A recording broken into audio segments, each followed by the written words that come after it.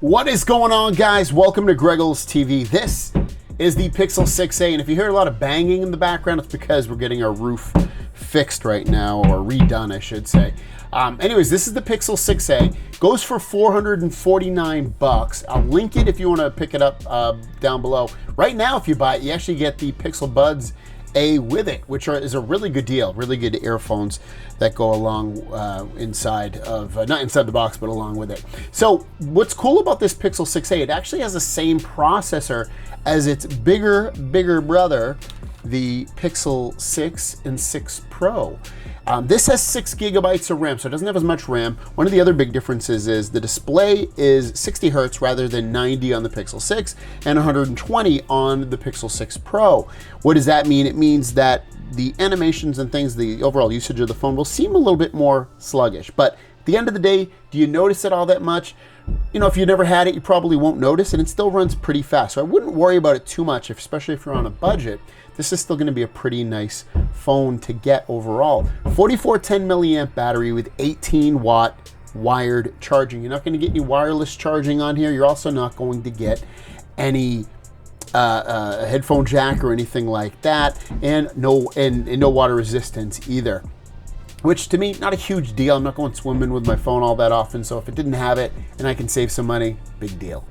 UFS 3.1 storage in here, which is some of the fastest storage that you can get.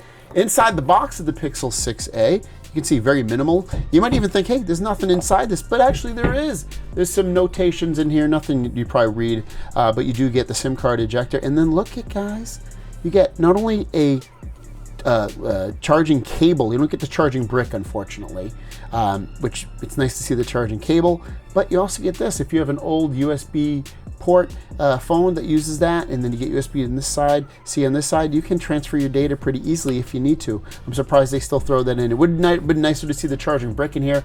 They don't have it. Whatever, you probably have a million of them anyway. I'm gonna push this off to the side unless you're dying to look at that. And here's the Pixel 6a. You're gonna get the latest, well, I shouldn't even say that. It's one of the things actually that is a little bit weird. You don't get the latest software on here. You get this phone, maybe you will by the time you get it, but when I went into system update and I checked for updates, I'm still on, you saw April 5th security update. Really, really strange. They will eventually update this. I'm assuming they're probably waiting until next month when they'll push out the Android 13 update officially. It's in beta right now, but this is, you know, Android 13 that they're waiting for. But otherwise, it runs fine in terms of how it runs. I did notice it gets a little hot when I was recording some videos. I didn't get it too hot though, where it was telling me it was overheating. But overall, you know, like I said, it only has a 60 hertz refresh rate on the display, but you know, is it the smoothest? Obviously not. No, 120 looks great, 90 looks good. But, you know, it's not so bad where I'm like, oh my God, this is awful. It doesn't look, you know, bad at all. Most of the lower priced iPhones are still 60 hertz. And if you love iPhone, then you probably love this. You might even think this feels a little bit faster. And that's one thing I love about the Tensor processor is generally it's pretty fast with pretty much anything you do when you click and open apps and things like that. I find it to be very, very smooth and easy to use, which is, again, great.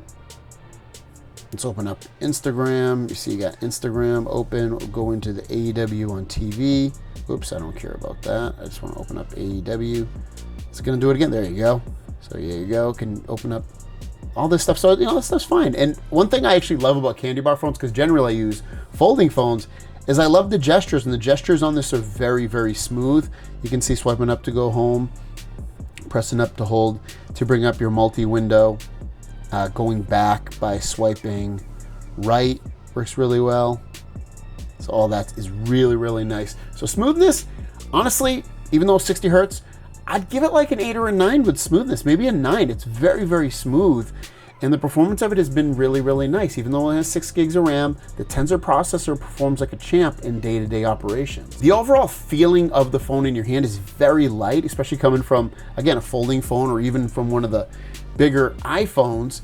It's very, very light and comfortable to hold in your hand. It does have, the display on it is a 6.1 inch 1080p plus display. The cameras, 12 megapixel main, and then you also get the 12 megapixel on the front. It records 1080p on the front video and up to 4K on the back. and the buttons feel good. They're easy to find. The look of the phone looks like very Pixel-esque, you know, what you'd expect from a Pixel. Looks modern, looks nice. It's basically almost all display all the way around. One thing I don't like about this phone is the fingerprint sensor. I have a tough time. It worked right there. It's probably going to work all the time now. There it is. Honestly, I do have a little bit of trouble sometimes with it. Right now, it's working fantastic. There it is. Give me a little bit of issue. I know I could probably add it a couple times. I'm still not a fan of these under-screen fingerprint sensors. I miss it when they put it on the side here, the back here, or on the side. Overall, you can see it works pretty well. I don't think it works fantastic, but you know, whatever. To each their own. Now we talked about the cameras. Why don't we check out the cameras? Because I've been very impressed with the photos, and videos don't look that bad either to me. So I'm very impressed. Even though these cameras are Pixel 5 cameras on a Pixel 6a phone, they still take really, really nice photos.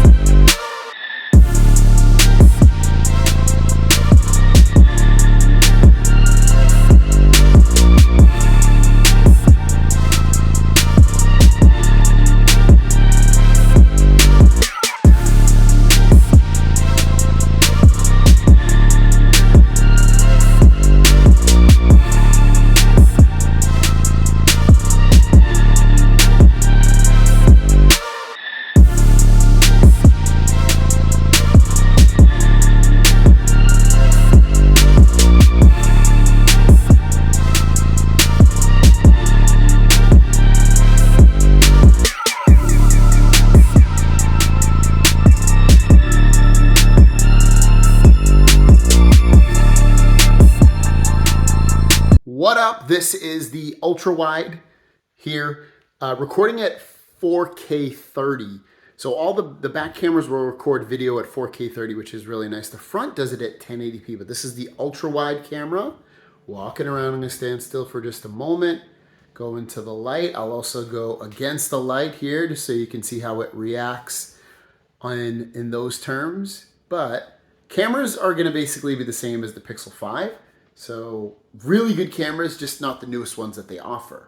This is the main camera, and this also obviously is 4K 30, so I don't even need to say it anymore, but this is what it looks like. This is the, it goes up to 4K 60 actually, which is great if you want that really high motion looking video, which I absolutely love, but sometimes 4K 60 video isn't very, how do you say, it gets a little wobbly. So we'll check that out. But this is 4K 30 on me. I'm gonna move it around. I'm gonna just pan a little bit with it. Our house is a little bit dirty, but it'll give you an indication how it reacts to certain things, the lights and then not the light. Kind of cool, right? There's my dog. I'm gonna zoom in on her. Her name's Shoko. That's as much as it zooms, which is 5x. But to me, when I'm looking at it on here, it looks pretty good. Shoko, come here. Come here, Shoko. Come here, girl. Come here. Come here, come here. Come here, come here, come here, come here. Good girl. Good girl. How are you? Sit.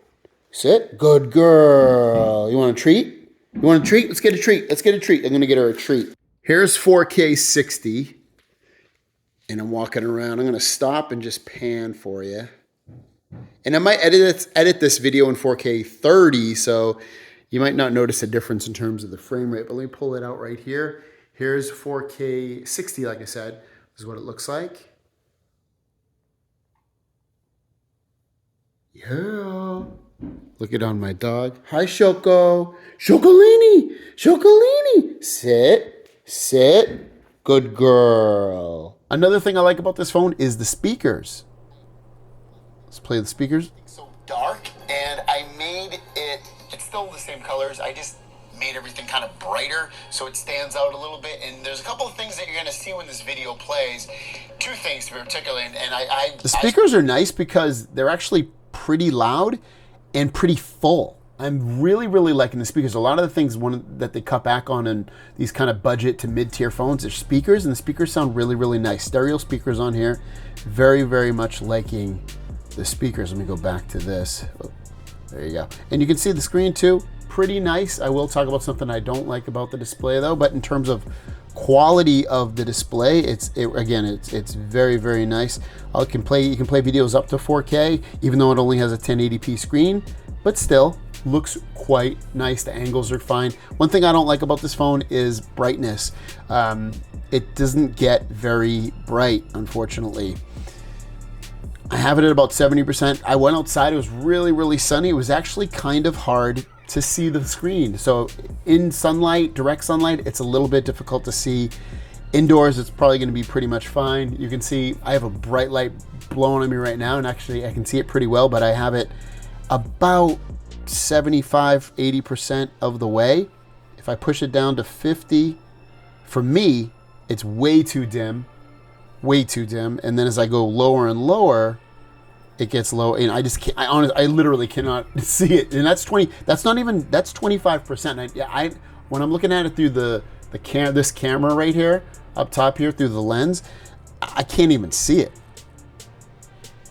So that's one thing about Pixel phones is the brightness. The last, basically from all time, hopefully it gets fixed on the Pixel 7 and 7 Pro, but it's one thing I'm just not impressed with is the brightness. Hopefully they can come up with a brighter display next time. And I know this is a budget phone, but still, I mean, what does it take to get a little bit of a brighter display, especially to see it outdoors? So here is a gaming test on here.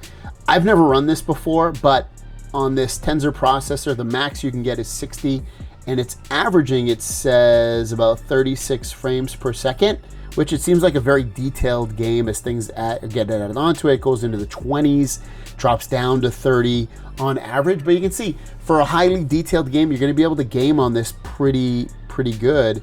And you can see it's lowering the quality. As it lowers the quality, it gets up to 60. But gaming on this should be no problem with basically any game that you run, especially since it's going to be very similar to the results as of a Pixel 6 Pro. And then software, I love basic Android software. I love Samsung's probably the most, but I like Google's as well. It's very clean, it's very smooth and very fast. And I love that. It's very, very smooth and fast. Everything just works really, really well. Everything's pretty well thought out. I'm not a huge fan of their quick toggles here. I don't know, they're a little bit too big or something. Maybe it's because I have the fonts and stuff a little bit big, but it's just not my absolute favorite version of it. But otherwise, it's pretty clean and easy to use. You're not going to get any junk apps pre-installed on here. It's only going to be the Google apps on here and some other apps as well. And I appreciate that. So overall, as a phone, Pixel 6a for $449 is tough to beat in terms of a budget phone on Android. I love the performance of it. It seems very fast and fluid. I love the cameras on here. I'm very happy with the cameras on there. The feel of it in your hand, if you're looking for a phone that's kind of small, but a little bit big, but overall not too hard to hold in your hand, this is a great phone to pick up. It would have been nice to see them throw in the headphone jack like they did in some of the past versions of this phone. It's not there, not the end of the world. It also doesn't have wireless charging. It also does not have super fast charging either, only 18 watts, but still you'll be able to charge up in and over an hour basically on there. They don't have the charger in the box, kind of a holdback, but you know what, they're trying to keep their costs low, I guess. And a lot of people already have charging bricks. The screen I wish was brighter, but the quality of the display is pretty nice beyond that. So overall, pretty nice buy. If you're a Pixel fan or you're looking for a budget phone or a second phone or a phone for your kid or a phone for your mom and dad, this isn't a bad phone to pick up. I'll link it down below. Have a great day. We'll see you down the road. Peace.